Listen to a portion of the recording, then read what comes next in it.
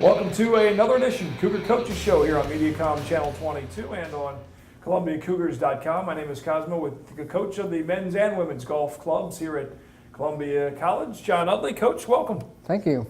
Are you about ready for the snow to melt or what? I'm more than ready. Ready to see some green fairways and maybe not the sand traps as much, but instead of kids skating on the ice, you could have water traps out there. We are looking forward to the warm weather this weekend and hopefully seeing some grass and being outside practicing next week. For those who are watching and maybe finding out that Columbia College has a golf program for the first time, this is what, the second year now of the new sports with the men's and women's cross country and golf and the women's soccer program into the mix here at CC. Correct. It's our second season. When is the actual? If I'm correct, there's two different times of the year that you guys are competitive. We're technically considered a spring sport, which means our conference championship and our national championships are held in the springtime.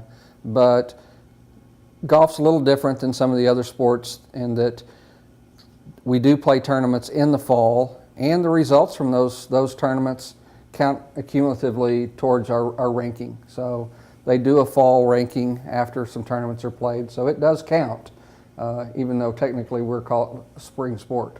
So technically, a senior, for instance, for a program that would then end up graduating, their performance could help a ranking for the next season, and they're not still even there. Sure. And I guess that's some way in regards to a rollover from a basketball season or a soccer season, and really ultimately once you start playing tournaments and matches, then that all starts to even itself out. It all counts. Sorting itself out. What is the lineup or the setup? Let's introduce your teams. How many players are on each squad, and take us through some of your student athletes. I have 9 players on both squads this year.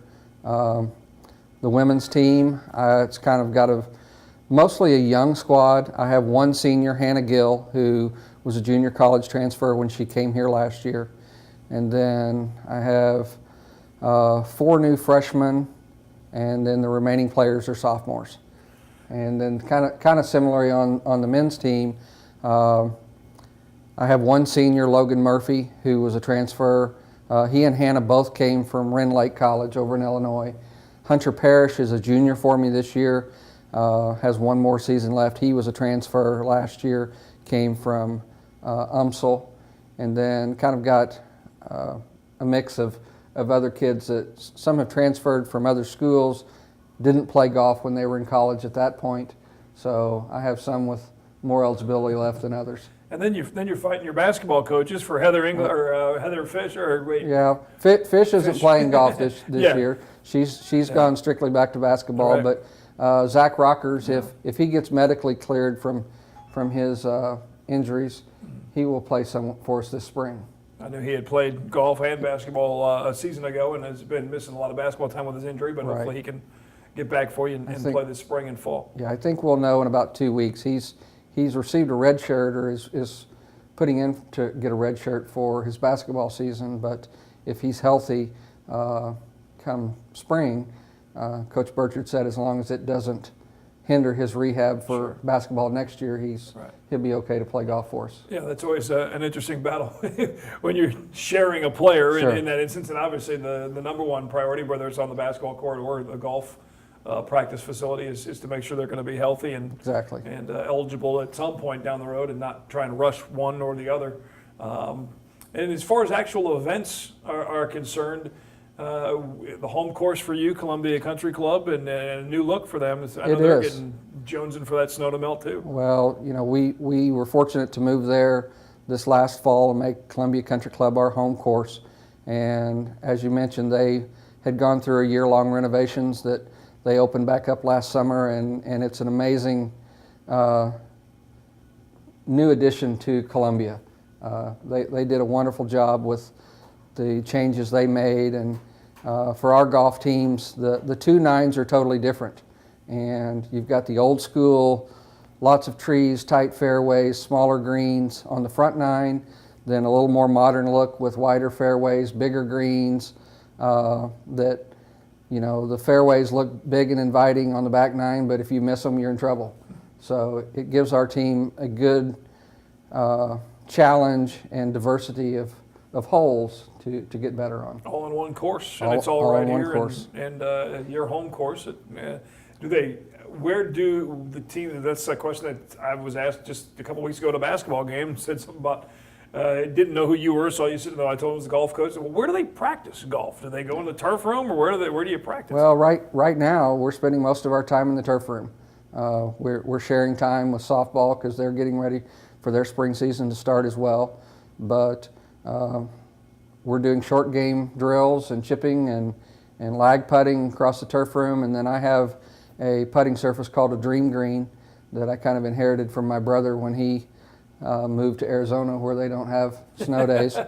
And that's set up in Henshaw up outside my office that the kids are filtering through every day and hitting putts. It's about 8 or 9 feet long, and they can adjust the break left to right or right to left. And those short putts that really make a difference, they're in working on. So is there like and again, this is just a question, for instance, Coach Davis says, all right, 3:15 is basketball practice. Ladies, you're here at 3.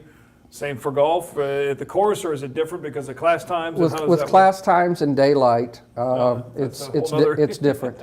If I've got a kid that's got a 2-hour block in the morning that they can get out and play 9 holes or go hit balls or work on short game for an hour, I tell them to go. And as far as all being together, we will have, once the weather gets more consistent, we'll start qualifying for tournament play. And, for the most part, we'll have maybe a weekend day where they're not in class that everybody can be there at the same time. Otherwise, it's hard. And with golf being more individual, I try to see them one-on-one to work on things. That was going to be my next question. It's very similar to cross country. And the challenges there, it's a team sport, but at the same time, it's very individual. It's very individual, and and a lot more individual. I think both a very mental kind of sport for the kids, and especially with golf too. That's for sure. And I'm very fortunate to have on our staff Danae Sperling, who is my assistant coach. She is in the process of finishing up her doctorate degree in sports psychology through Dr. McGuire over at MU, and she's been invaluable the last couple of years. She's really brought some things that I feel a lot of programs at our level don't have access to. And she was a college player herself. She's currently working on going through the LPGA program and has become a member of the staff over at Columbia Country Club. So she has an office there that if the kids don't catch her here, they can see her over there. And we're talking about Zach Rockers. He's spent a lot of time with her, in the midst of basketball season last year. That really, the mind is a dangerous thing, and the better we can, athletes at that level can get their mind out of their way and just let their instincts take over, the better the result. Yeah, I think as we're exposed to them here at Southwell, watching a basketball game or whatever the case may be. Obviously, they're working on final exams and making sure their schoolwork is right, so they're eligible to continue to play the sport that they love, and at the same time, just like the mental challenge of hitting a free throw with a road crowd cheering at you. Same thing for your guys and gals with a 20-foot putt or something with a trip to the tournament on the line. Exactly. It's a matter of focusing, putting things in perspective, and just allowing yourself to perform.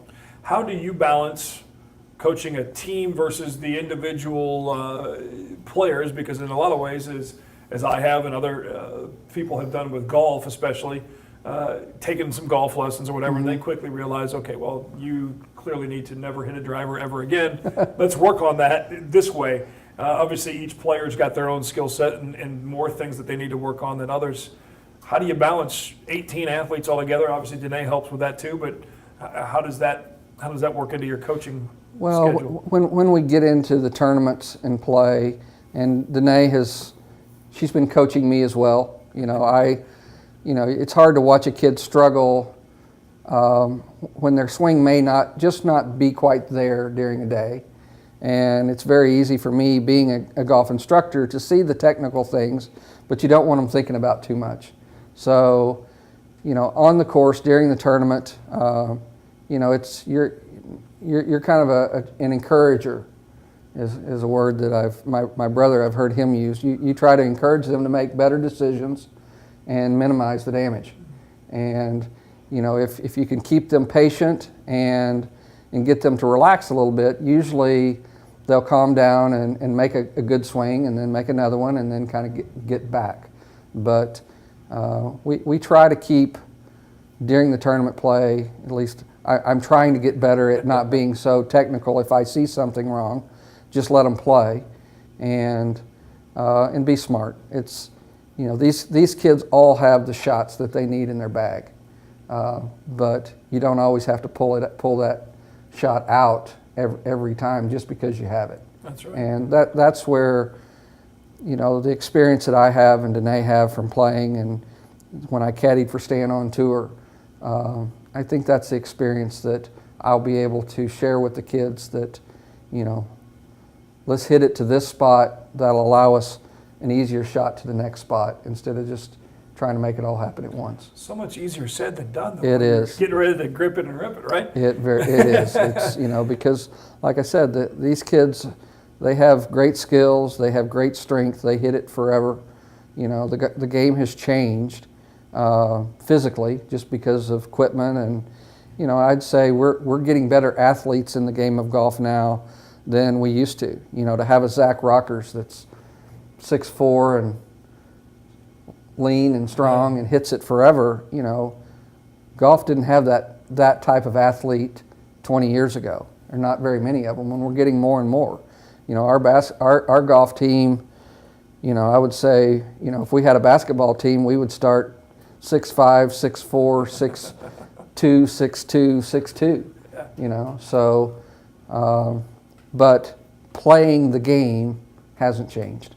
And to teach these young student athletes to think better is a challenge, and they want to get better. So I commend them for being open to listening and being coached. Talking Cougar golf with the coach of the men and women's teams, Coach John Utley. We'll take a quick time out and come back, talk a little bit about the conference, some of the other schools in the conference, and a little bit about what the team can expect and when your first chances are at seeing the Cougars in action, if you get a chance to sneak out to the golf course. And then, of course, talk about the Cougar Club and Scholarship Golf Tournament itself, where you can play and maybe get a pointer or two from Coach Utley at the back nine or something. We'll come back, talk more Cougar golf right after this here on MediaCom Channel 22.